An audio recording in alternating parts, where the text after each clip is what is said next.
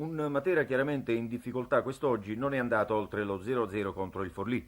La partita per la verità già alla vigilia si presentava abbastanza difficile considerando il rendimento esterno dei romagnoli, bilanciato però dal positivo rendimento dei biancazzurri nelle ultime due partite casalinghe che avevano fruttato 4 punti.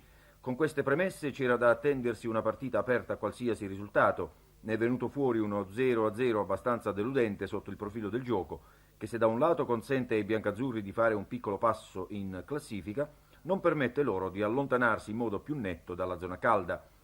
Probabilmente la squadra ha avvertito più del dovuto l'assenza di Innella, visto che raramente la manovra ha trovato in avanti sbocchi interessanti, con Pugliese troppo isolato per poter da solo impensierire l'attenta e ben disposta difesa ospite.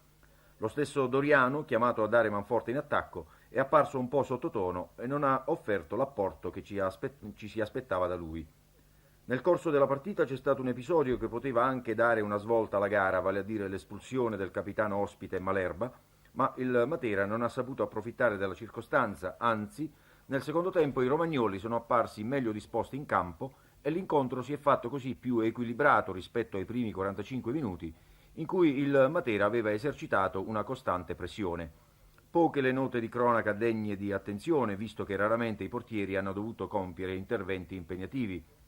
Nel primo tempo, al 14° Brescia con una semi-sforbiciata indirizza verso la porta romagnola, ma un difensore ribatte col corpo.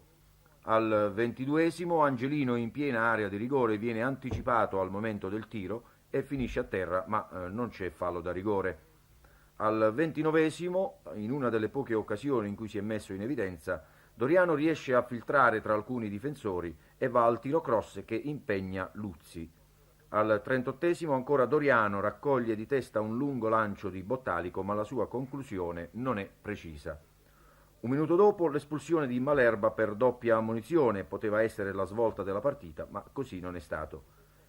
Nel secondo tempo, al 14° Ardizzone, entrato al posto di Adorisio, sugli sviluppi di un calcio di punizione, non trova la coordinazione giusta per battere a rete con efficacia.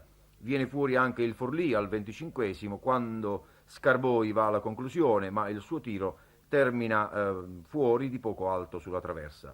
La più grossa occasione per gli ospiti capita al 31° quando, con il Matera tutto sbilanciato in avanti, Pomponi scatta in contropiede nella metà campo sguarnita e Mancini è costretto al fallo per bloccarlo. L'intervento costa una munizione al portiere materano. La partita si chiude quindi senza ulteriori sussulti sullo 0-0, un risultato che rispecchia l'andamento dell'incontro che ha deluso non poco lo scarso pubblico presente.